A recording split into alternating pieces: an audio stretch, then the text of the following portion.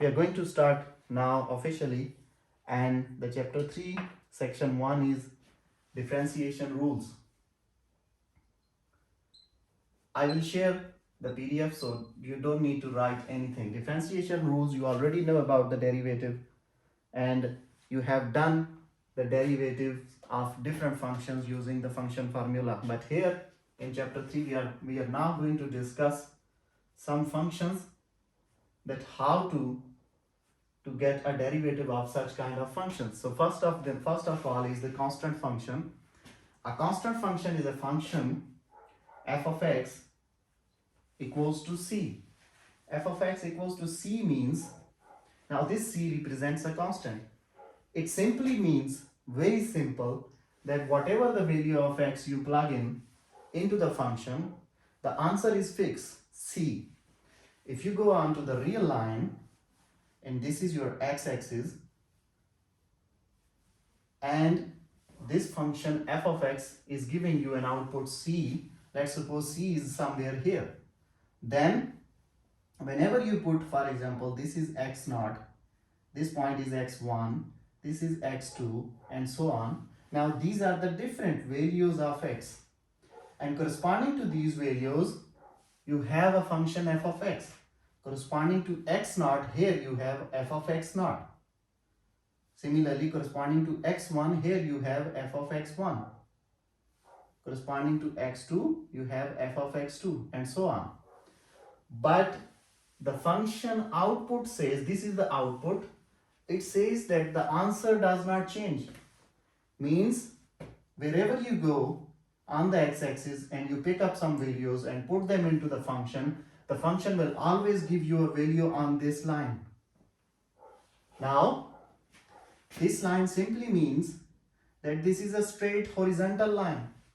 And I already told you in the real life example that if you are standing on the mountain hill and you do not have a slope, then you cannot go down. Similar is the case here. Whatever the value of x is, when you put it, the function is giving you a horizontal straight line on this position, and there is no slope. If there is no slope, then what does this mean? It simply means that the derivative of this function is 0. So you must keep in mind that a constant function always has, when we apply the derivative on it, the result is 0, because it is a horizontal straight line. There is no slope.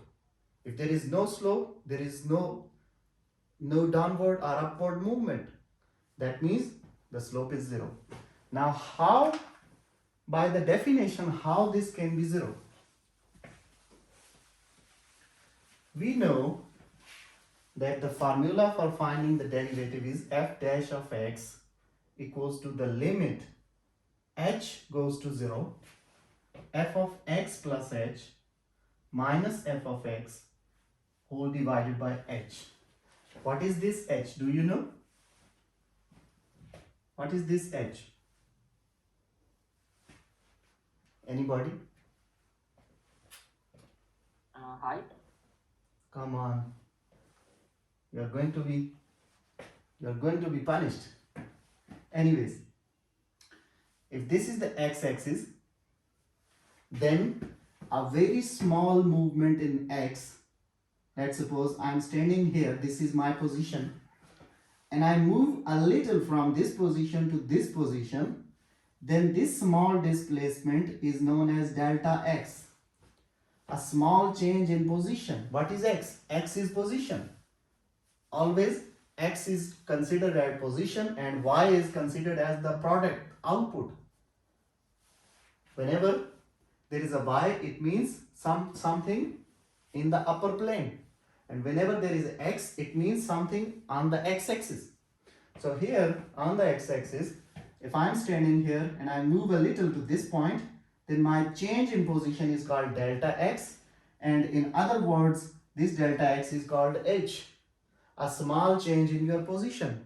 But most of the time, when you apply limit h approaches 0, this simply means that my change in position is very small, that I am saying I moved, but actually I didn't move. that I almost move 0 meter. But I'm saying no, I moved. I moved from one position to the second position. But in reality, if you are looking at me, you didn't see any movement. For you, my change is approaching 0. My change is no change. I didn't move. But for me, I'm saying I moved a little. So that is the case. That is, I don't know how you studied previously but about this, but actually what do? You split the whole interval into many small intervals, and you say that my position, small change in position is very small thing, that it with the naked eye it looks almost 0, but actually it has some value. That is why we use limit h approaches 0. Why don't we use h equals to 0? No, we are not using equal to 0, because I am claiming that I moved. But for the naked eye, for you, it looks like I didn't move. So you said, okay, I can accept your opinion that you moved, but for me, it looks like 0. You didn't move. It looks like you didn't move. That is why, that is the concept behind limit. Anyways, we are not going into that story. Here, the h is the small change in the position of the given object. Now, my function f of x is c. Now, I already told you that whatever the value of x you will plug in, x2, the value of the function will remain c, whatever the value. Now, these are the different values of x, x2, x3, x4. Now, all this real line is changing. The values are changing from 0, 1, 2, 3, 4, 5, 6, so on. So the values of x are changing, but the value of the function f of x is always c. At x0 it is c, at x1 it is c, at x3 it is c. Everywhere the value of the function is c. What does this mean? It means whatever you do the change in the function, the output is again c. It is not c plus h. It is again c, because c is constant. Now, so I have f of x equal to c, and f of x plus h is also c. X plus h means your position from change from here to here. This is x plus h between the two positions. From this position, if I say this is x, then this small distance is h. So the total of this distance is x plus h.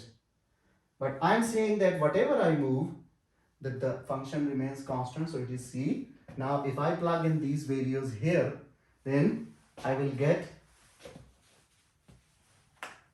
c minus c divided by h, and it is equal to limit h approaches to 0. C minus c is 0 divided by h. 0 divided by h is always 0. So limit h approaches 0 of 0, and any limit, when you apply it on 0, the answer is 0. So we claim that the derivative of a constant function is 0, and we have proved it that yes, the derivative of a constant function is 0. Do you understand? Yeah.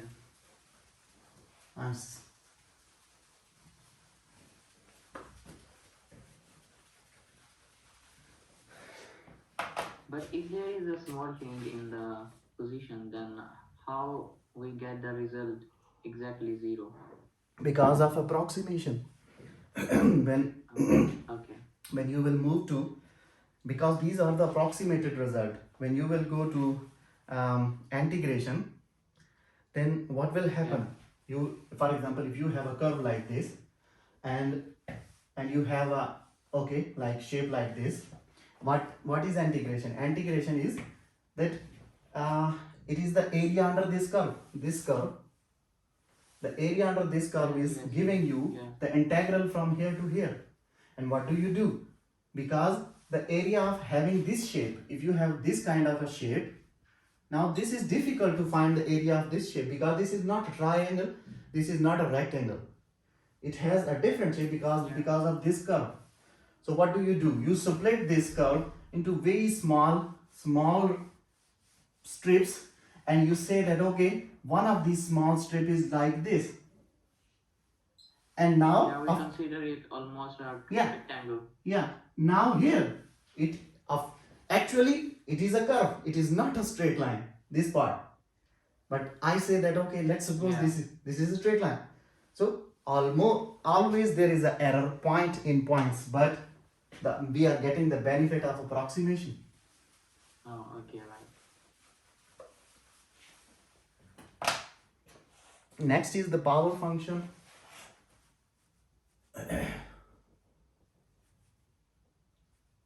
And a function like function of the type if f of x equals to x raised to the power n. Now it is a power function, x has some certain power. So, and we want to know that how to differentiate such kind of a function. So we will go step by step. So we want to find a general formula for this kind of a function, but we will move from power 1, 2, 3 and so on, and we will generalize that okay, in general how we can do this.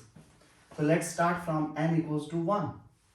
When n equals to 1, this simply means my function f of x is x raised to the power 1. That is simple x. If it is simple x, then what is x plus h? F of x plus h. It is x plus h. Also x. X plus h. Now this is a variable, not the constant function. In case of constant function, the f of x plus h and f of x were not changing. Yeah, okay. But here now it is variable, so the change is happening. So we have this. Now I am actually trying to find, and I will go one by one. First I am trying to find that okay, if I have x raised to the power 1, of course this is a power function. Although we do not write 1, but 1 is a value. So every function is a power function, because if there is no power, still it is a power function because it has power 1. So always a function is a power function, but when it is 1, we do not talk about it.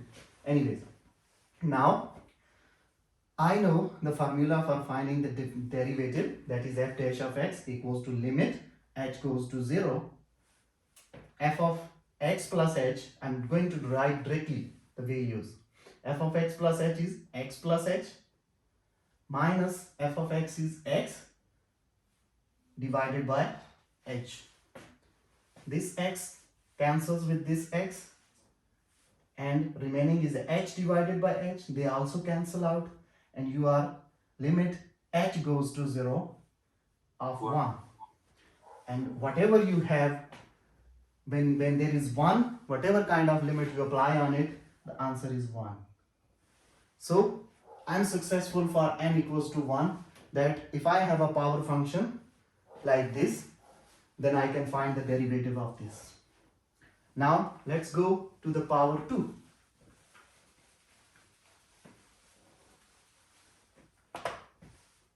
When n equals to 2, then of course this function will become f of x equals to x square.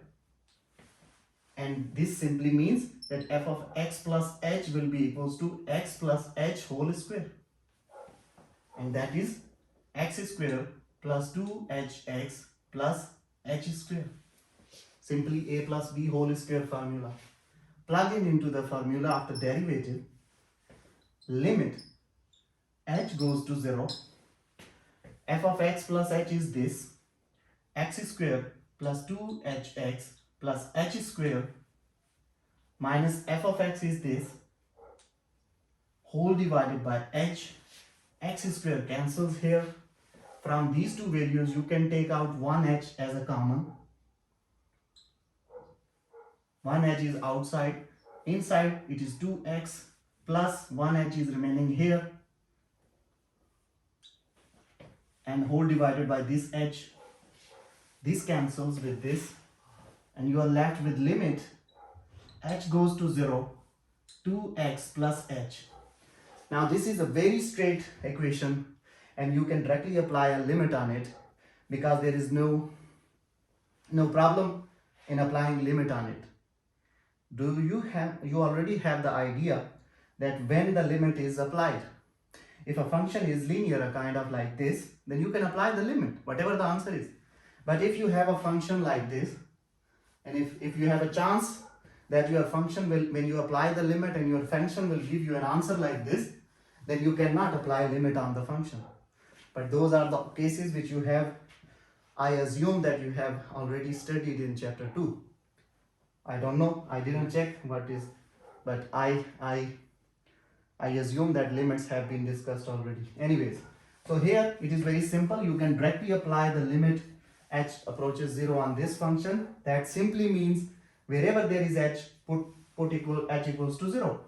So it will become 2x plus 0, that is 2x. So the answer of f dash of x is 2x. So when n equals to 2, the derivative of the power function is 2x. Let me collect the derivatives here. When n equals to 1, f dash of x was, what was it? 1, right? When n equals to 2, yeah, f dash of x is 2x. Now let's move forward and check for n equals to 3.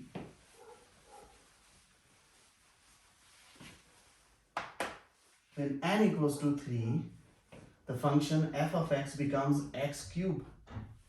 And this simply means that f of x plus h becomes x plus h whole cube.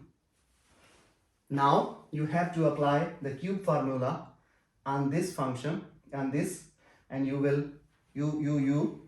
I left it for you, yeah, for the cube. I'm not going to do it, I will put it in the homework. This is very similar to the square. You simply need to open up the a plus b whole cube formula and do the mathematics and apply the limit. The answer will be f dash of x will be, it will be 3x squared. In between what happened, you will tell me in the homework. Now I have got another one. When n equals to 3, f dash of x is 3x squared. Similarly, do you want me to do n equals to 4? I mean, if it's up to you, but if you give homework, we can do this. I only give homework which you can do. I do not put much burden on you. Okay. So x cube is easy. That's why I put it in the homework, and I want to do the complex for you. So I want to do the x4 for you. Anyways, when n equals to 4, of course the function becomes x raised to the power 4, and f of x plus h becomes x plus h raised to the power 4. And I have written this on the pages. I will share the pages, you can later see them, see the calculation there. I have done it, and I'm simply writing the final shape of this whole thing. The final shape of this whole thing is x raised to the power 4 plus 4x cube h plus 6 x square h square plus 4x h cube plus h4. Am I right? Yeah. You already know another method to how to do it, but it's okay. You can see the calculation. Now this is the expression for x plus h raised to the power 4. Now put these values into the definition of the derivative. It will become f of x plus h is x4 plus 4x cube h plus 6x square h square plus 4x h cube plus h raised to the power 4 minus from the formula, and f of x is x raised to the power 4 and whole divided by h. Of course, this term and the final term cancel out, and from these terms, to cancel out h with this, I can take one common h outside, and it has a limit, okay? H goes to 0. So it is limit h goes to 0, one h is common.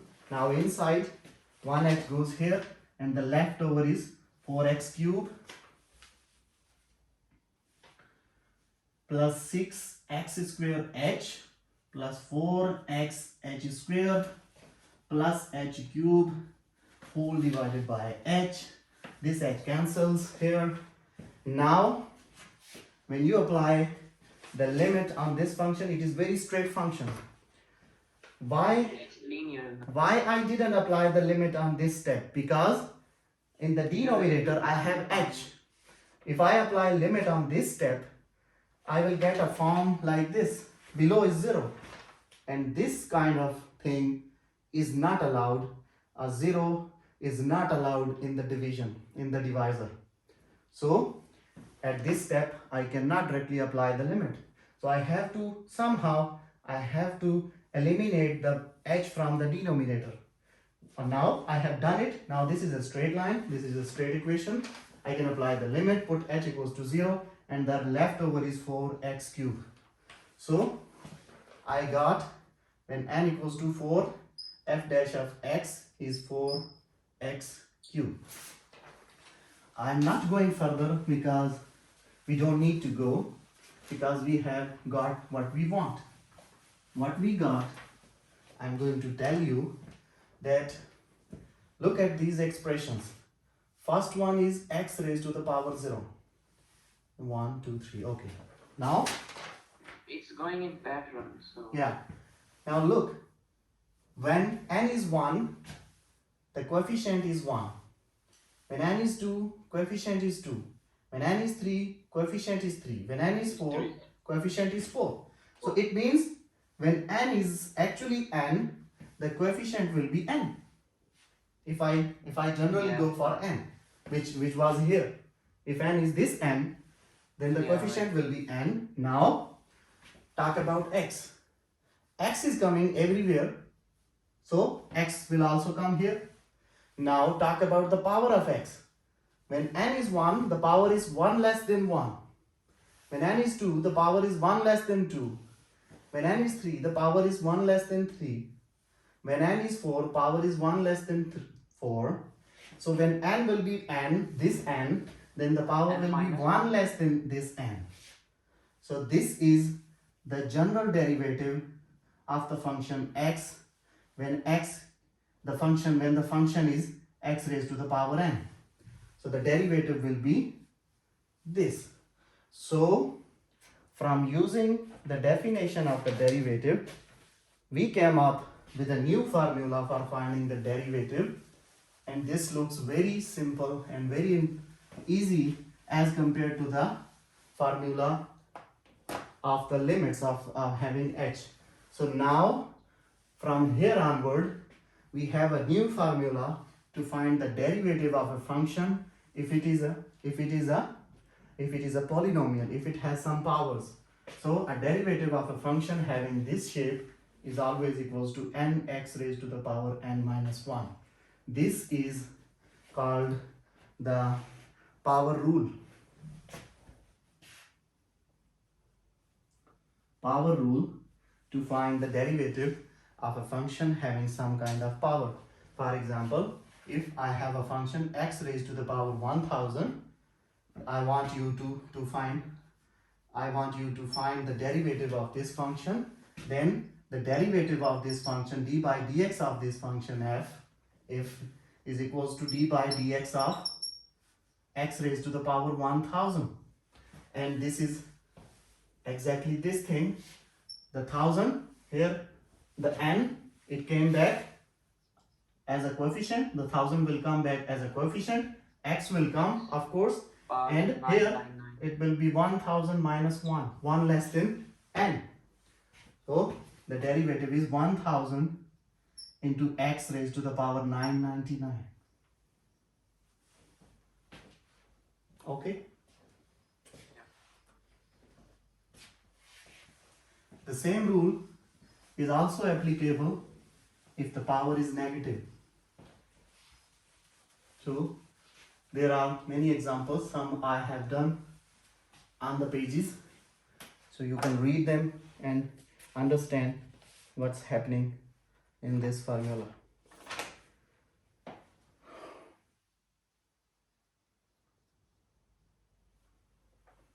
Okay, we have another example.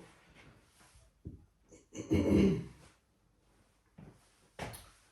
example is find tangent line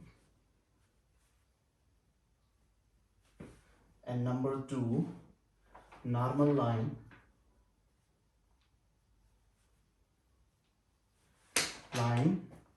to the curve which is given by this function x under the root x at the point 1 1. This is your function y. You know this, that you can write a function either you can write it as y or you can write it as f of x, because if this is x and somewhere here this is y, then this is actually f of x. So wherever there is x, it is on the horizontal line, and corresponding to this x you will have f of x here or here. So, and what is this? The vertical movement. The vertical movement is y. That is why we called f of x equals to y. So whenever something is on the vertical line, it is actually coming from the horizontal line. First existence came to the horizontal line, then there came an existence of the vertical line. If there is no horizontal line, there is no vertical line possible. If there is no basement of this building, the building cannot be constructed vertically. So first you need to construct the basis as a horizontal flat platform for the building, and once it is done, then you can move up to the vertical places. So wherever there is any y, it is definitely coming from an x which is located on the horizontal axis. That is y. So somewhere you will see they will write y, sometimes they will write f of x. So you do not need to confuse it into it. Both of them have same meaning.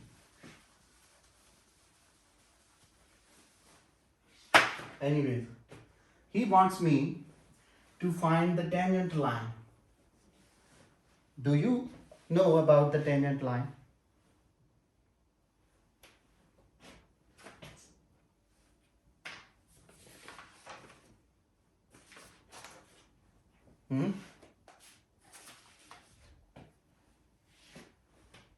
What is tangent line? No, not that. What is tangent line? Do you know?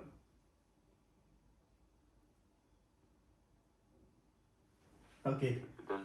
Okay, no problem. I'll tell you. If this is a curve, now of course this is a curve. This is not a straight line. And I am standing at a position, at any position of this curve. Let's suppose I'm standing here. And I want to know my direction if I do not move from this point, and I want to know what is my exact direction in the straight line, then I will draw a straight line from this straight line, which is exactly coming from the edge of the curve where I am standing. This straight line is tangent to the curve. So everywhere when you will talk about the velocity, you will tell me a tangent to the curve, because a velocity always follow a direction. A speed is okay. If you are going towards the market and okay, if you are going out and you are moving, you don't know where are you going, then you have some speed, but you don't know where are you going. So you cannot calculate your velocity, because velocity is a vector quantity and it needs direction. But if you know that you are going to the market, or if you are going to the mosque, or if you are going to the church, then you know your direction, so you will move in a direction which is going to the market. You will not go to the other place, and if you want to go to the market and you are going to the school, no, because your direction will matter. So you will follow the direction towards the market. That's why That's the difference between velocity. We will do an example of the derivative, and there we will use the concept of velocity and speed. The point is that at every point on the curve, you can draw a tangent line which is exactly the direction of the particle at that position, and with telling the velocity of the particle, that where at what velocity this particle is moving at this certain point. If you do not draw the tangent line, you cannot tell me about the direction of the particle. So by tangent we can find the instantaneous velocity. Yeah. So it's all about the velocity. So for the tangent line, you already know an equation, that is y minus y1 equals to m into x minus x1. This equation, if you don't know, you can follow it. This is the tangent slope equation, point slope equation. And in this equation, this is the actual position on the y-axis, and this is the displaced position. Similarly, this is the actual position and this is the displaced position, the second position, these values, and this m is the slope, that how you will change your direction on a certain curve, because he said on the curve which is defined by this function. So wherever there is a curve, there is a concept of slope, there is a concept of tangent line. So here this m is slope, and I am going to tell you that this slope is equivalent to the derivative. So actually, previously you used different formula to find the slope. You know better than me in the chapter 1 or 2, wherever you use this equation. That was the slope intercept form. But now I am going to tell you that this slope is equivalent to the derivative of the function at that point. So I can use my updated formula to find the value of m. So I can simply, what I do, I can simply find a derivative of this thing, and I will say, okay, the derivative of this thing is the value of m. And I already have other values. I simply have to give the tangent line. So I simply need y1, x1 and the value of m. I already have y1 here, I have x1 here. So I only worried about m because I have to give an equation in the xy form. Tangent line will always be in the xy form, in the xy coordinate. So I only need three things. These two things he has given me already, and this thing I don't want to use the slope intercept form. I want to use the derivative. So simply derivate this function, then f dash of x. What will be the derivative of this function? Can you do? Okay, it will be like x into x raised to the power 1 by 2. It becomes x raised to the power 3 by 2. Yeah. Right? Now on this formula, on this function, you can apply the x raised to the power n rule. That is 3 by 2 into d by dx of this thing, d by dx of this thing, and it becomes 3 by 2 x raised to the power 3 by 2 minus 1. That is 3 by 2 x 3 by 2 x raised to the power 1 by 2. This is the derivative, that is f dash of x equals to 3 by 2 under the root, right? Okay. Now you simply need to multiply, put these values into this equation, and you will get an equation in the form of xy. Isn't the under root will be with 3 instead of 2 in nominator? Right? Yeah. It's not in the denominator. Okay. Now you have this. Okay. This is the general derivative of this function, but we are talking about this point. And at this point, what is x? X equals to 1. So f dash of x means f dash of x, what is f dash of x? 3 divided by 2 under root x. So if x is 1, then f dash of 1 is 3 by 2. X becomes 1, so it is 3 by 2. Now this is your slope at this point. This is your slope. This is also slope, but this is the slope of this whole equation. This curve. This is the slope of this curve at any point. And if I want to definitely find the slope at this point, then I will have to plug the value of x into it. Now this one is the slope of this curve at this point. So you can put it here, put the values here. You can get the tangent line, that is y minus y1 is 1 equals to the slope is 3 by 2 and x minus x1 is 1, and if you multiply together, do the manipulations, the answer is y equals to 3 by 2 x minus 1 by 2. This is the tangent line to this curve at this point. Okay?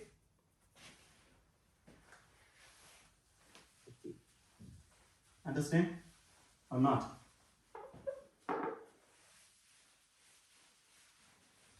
Yes or no? Speak to me. Yes, yes. The question 2 is find the normal line.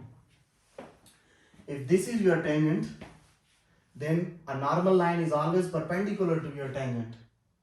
And in that case, it means it is moving at 90 degree to this line, and of course the slope will change as a reciprocal and the direction becomes negative. If it is going this direction, then the other thing, the normal is going this direction, so direction also change. Therefore, for the part B, the slope is same. At this point, the curve have the value of the slope is same, but for the tangent line, but for the normal line, the slope is negative reciprocal of the slope of tangent line. So you simply need to, whenever you want to find the normal line, you simply keep in mind that the m for normal line is negative reciprocal of the m for the tangent line, because if this is your tangent line, then normal line is perpendicularly crossing this line. So the things become vertically different, totally reciprocal. So it is negative. What was the m for this? 3 by 2? Yeah, now it will be the It will be minus 2 by 3. Now this is the slope. This is the slope for this curve at this point for the normal line, not for the tangent line. Now you can use this value into the... Are you talking to me? So the same equation, y minus y1 equals to m into x minus x1. Y minus y1 is 1.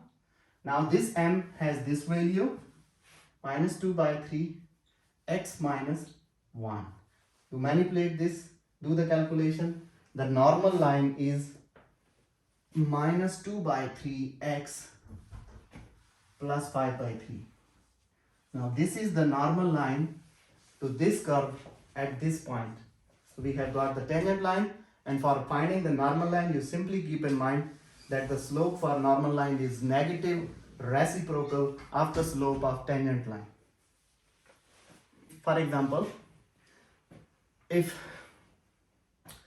I can calculate my velocity towards the market, and at the same time another person is crossing me at 90 degree towards the school, and you only have my information, you don't have the information of the other person, then you can use my information to calculate the direction of that person which is going toward the school at 90 degree towards my direction. Yeah. So these are the linked things.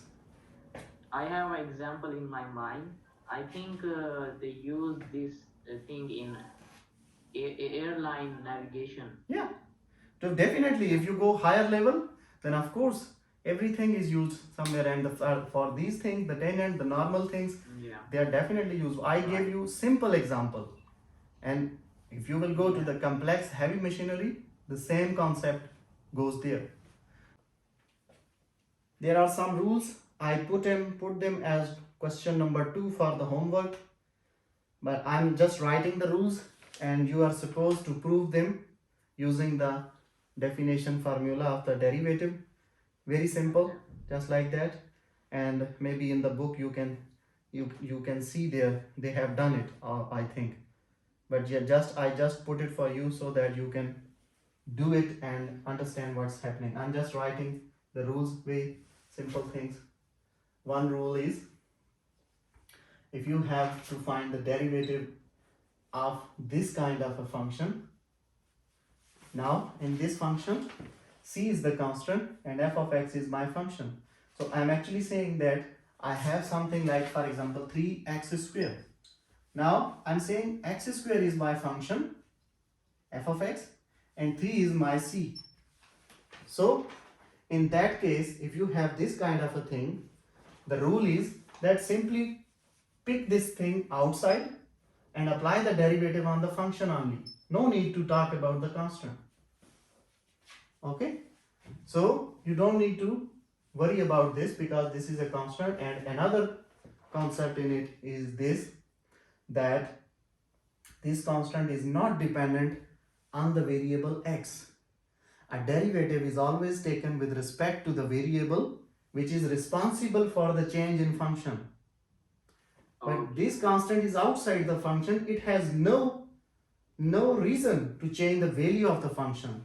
Whatever you will do, it will be simply multiplied with it. Whatever the value of x is, this will only change this thing. The value of x will only change this thing. 3 will always be multiplied whatever the answer is. If the x is 1, then the function will give you 1 and 3 will be multiplied with it. If x is 9, the function will give you 81 and again 3 will be multiplied with it. So 3 is multiplied whatever the value of x is. So x is responsible for the change in function, c is not responsible, and whatever thing which is not responsible for the change, we don't care about it, we just take it outside the derivative. So this thing tells you that what is important. Here in this case, x is important because the function is changing because of x. So a derivative, whatever the thing having other than x, you can keep it outside. For example, if I tell you that, okay, find the derivative d by dx of xy. Now you will think that, okay, y is also a variable, x is also a variable, but I am talking about the simple derivative. You don't need to worry about y. Simply pick up the y outside and talk about the derivative of the x, because the only responsibility of the change in function is in x. For here, although y is a variable, but for the derivative, y has no concern. So for the derivative, y is just a constant. It has nothing to do. So whenever you have a function like this, it is multiplied with a constant. Simply pick up the constant outside, kick him out, and do the derivative with the function. Second is d by dx of f of x plus g of x. If you have two functions and they are added together, then the derivative rule is simply apply the derivative on them one by one. That is d by dx on f plus d by dx on g. Simply apply them one by one. For example, 3x square plus 9x square or x cube. Now I am saying this is one function f of x and this is another function g of x. So if I want to find the derivative of this whole thing, I simply need to find the derivative of 3x square separately plus the derivative of 9x cube separately. Whatever the answers are, add them together and you have the answer. So this is the addition rule. the derivative of two functions, the derivative of sum of two functions is equal to the sum of the derivatives of the two functions.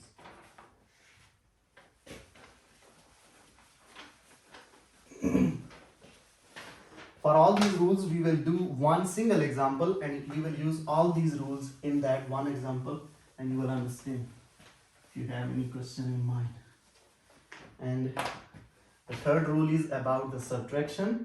If you have a function, if you are supposed to find a derivative of a function like this, then simply d by dx minus dg by dx means the derivative of the first function minus the derivative of the second function, whatever the answer is, add them together and that's it.